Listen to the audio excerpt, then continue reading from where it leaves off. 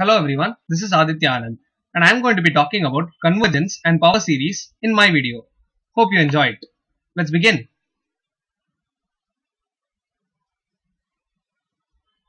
Power series and convergence.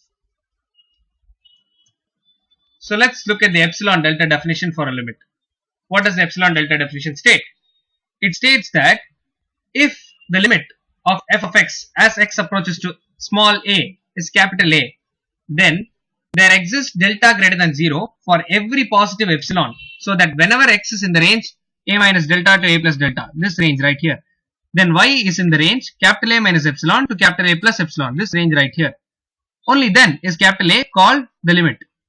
So here epsilon is completely arbitrary. For whatever given epsilon, we should be able to find some delta so that this holds.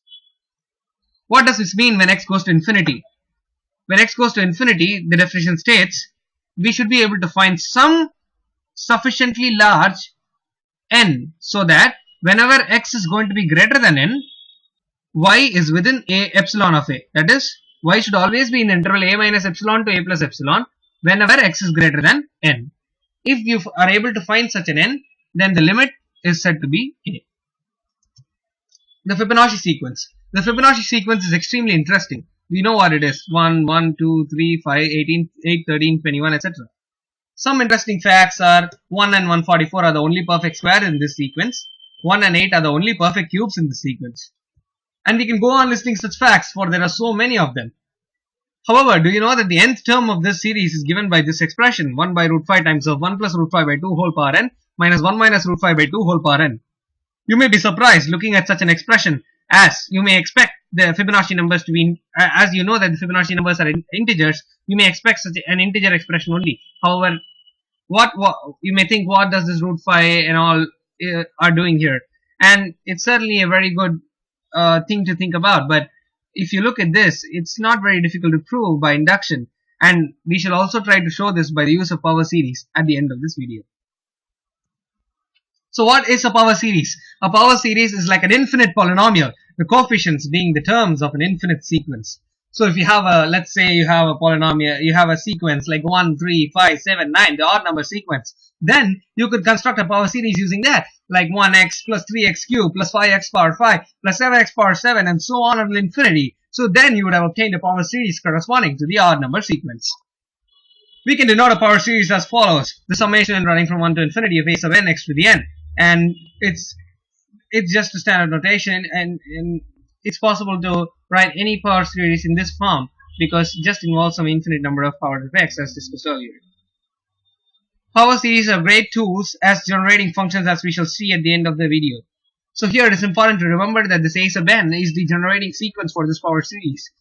Okay, so we will soon see a series for a generating function for the Fibonacci series given the Fibonacci sequence.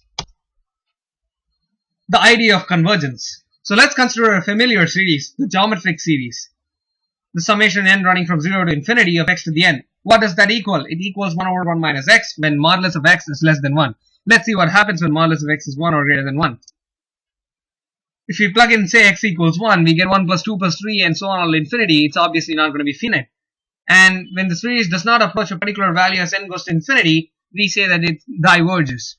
If it does approach some value, we say it converges. For example, we have 1 plus half plus 1 by 4 plus 1 by 8, so on until infinity. And if we add all those terms, we get a finite value, that is 2. So what does that actually mean? It means that if you add any number of terms of this sequence, any number of finite terms, you are not bound to exceed 2. That's the meaning of this sentence. Defining convergence. A series converges if the limit of its partial sum sequence exists and is finite. For example, let's consider the sequence 1, 2, 3, 4, 5, 6, 7, 8 and infinity. If you look at the partial sum, the nth partial sum would be 1 plus 2 plus 3 and n. The first partial sum is 1, the second is 1 plus 2 and so on. So the nth partial sum is n times n plus 1 over 2. And as n goes to infinity, that's going to infinity. So the series diverges. It does not converge since the limit is not finite. One obvious and intuitive test is the nth term test. If the limit as n goes to infinity of a sub n is non-zero, then the partial sum series of a sub n diverges. That is, the series itself diverges. The reason being that you're just adding up some non-zero terms at the end of the sequence, and you cannot expect the sequence to stay at one point. It's going to keep on increasing if the terms are positive and keep on decreasing if the terms are if the limit term is negative. However, if the series is alternating, the converse is also true. That is, if you look at the alternating series example, it's like 1 minus half plus 1 by 3 minus 1 by 4 and so on until infinity, then that certainly converges and its value is known to be log of 2 to the base e. Ratio test. This is the test we are going to put to use in this video. Let L be the limit n goes to infinity of a sub n plus 1 by a sub n. If L is less than 1 in absolute value, the series converges. If L is more than 1 in absolute value, the series diverges. And if L is 1, the series may or may not converge. So what does this mean, and how do we rationalize this? So what this basically does is it actually constructs the whole series like a geometric series. So a geometric series has a constant ratio of consecutive terms, and if that ratio is going to be greater than 1, that is the second term divided by first term, and third term divided by second term, fourth term divided by third term, etc., that ratio is greater than 1, the series is going to diverge, as we already know. And if it's less than 1, it converges. If it's equal to 1, this test does not tell you whether the series converges or diverges.